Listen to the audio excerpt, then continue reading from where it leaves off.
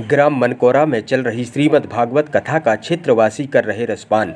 रेपरा तहसील मुख्यालय से महज 8 किलोमीटर की दूरी पर ग्राम मनकोरा में कथा व्यास पंडित रमेश प्रसाद शास्त्री मनंगवा वाले द्वारा श्रीमद् भागवत कथा का श्रवण कथा श्रोता मंगल सहजूदेव एवं उनकी धर्मपत्नी श्रीमती राजकुमारी बुंदेला सहित समस्त क्षेत्रवासी कर रहे हैं, जहां दिनांक 29 जनवरी से शुरू हुई कथा का रसपान करने हजारों की संख्या में श्रद्धालु पहुंच रहे हैं।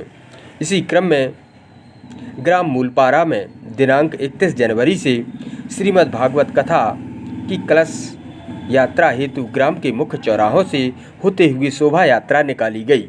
और हम आपको बता दें, ग्राम हरदुआ रावजू में डॉक्टर रजनीश शास्त्री जी द्वारा कथा समापन पश्चात कल दिनांक 31 जनवरी को विशाल भंडारे का आयोजन किया गया, जहां क्षेत्र के समस्त श्रद्धालुओं ने भंडारे का प्रसाद पाकर पुण्य लाभ अर्जित किया। क्योंकि शिव ही कल्याण है और शिव जैसा परिवार हमारे घर में होना भी चाहिए। भगवान शंकर के दरबार में एक दूसरे के शत्रु हैं, लेकिन सभी एक साथ एकता करके और एक साथ विराजमान रहते हैं। कभी उनके पास में कलह नहीं होता। जैसे भगवान माता पार्वती का वाहन सिंह है और भगवान शिव का वाहन बैल है। जंगल में यदि सिंह कभी मिल जाए तो बैल को छोड़ नहीं सकता, लेकिन भगवान शंकर के दरबार में माता पार्वती का वाहन सिंह होने के बाद भी और भगवान शिव का बैल होने के बाद भी दोनों में बहुत अच्छी मित्रता है। भगवान शिव के गले में सर्प की माला होती है और सर्प चूहे को खाता है। गणेश जी का वाहन चूहा है, लेकिन एक दूसरे को देखते रहते हैं पर घर में कलह नहीं होता। जैसे कार्तिक जी का वाहन मोर है और मोर का भोजन सर्प को खाती है, पर एक दूसरे को देखते रहते हैं पर कभी सर्प पे झपाटा नहीं मारते। इसलिए हमें अपने जीवन में शिव जैसे परिवार को सजाने की जरूरत है। शिव जैसा परिवार जिसके घर में सजता है, उसके घर में किसी प्रकार का कोई जीवन में कष्ट नहीं आता है।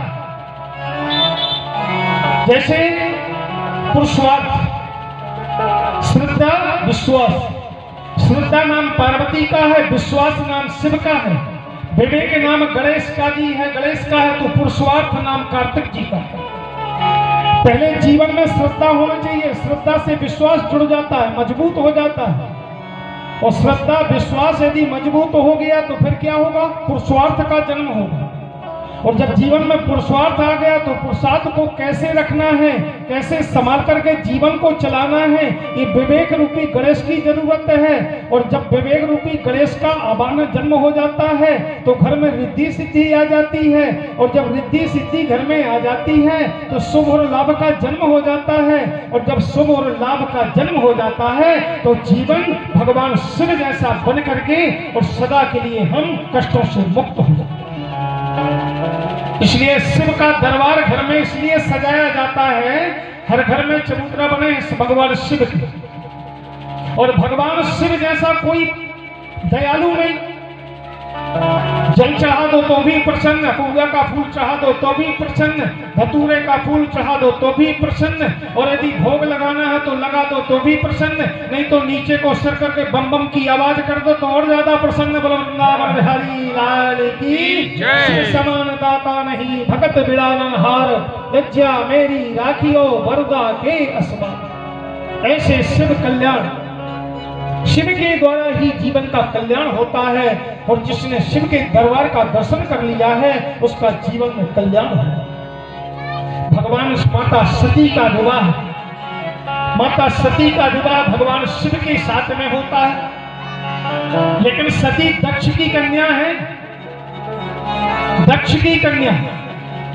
और दक्ष ने अपनी कन्या का विवाह भगवान शिव के साथ में किया, लेकिन वो भगवान शंकर को चाहता नहीं था, क्योंकि अहंकारी था।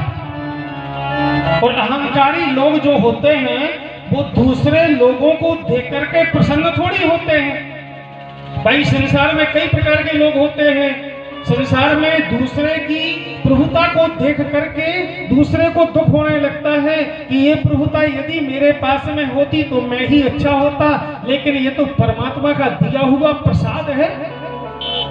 दीन बंदवाही दिना दे ही देत सब देत, नर अपने अज्ञान से प्रथा सोच कर ले, क्योंकि परमात्मा को जो देना वो तो उसी दिन दे देता है।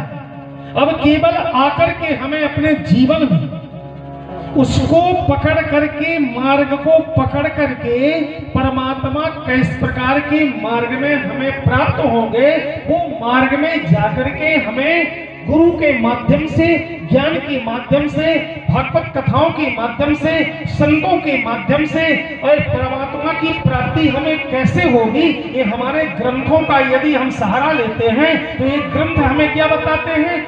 चलने का रास्ता, मार्ग बताते हैं। केवल जो हमारी पुराने ही हमें मार्ग बता रही है कि आप यहां से चलोगे तो आगे चल करके तुम्हें नारायण की प्राप्ति हो जाएगी, पर यदि हम शास्त्रों की बात को नहीं मानेंगे तो हमें नारायण की प्राप्ति नहीं होगी।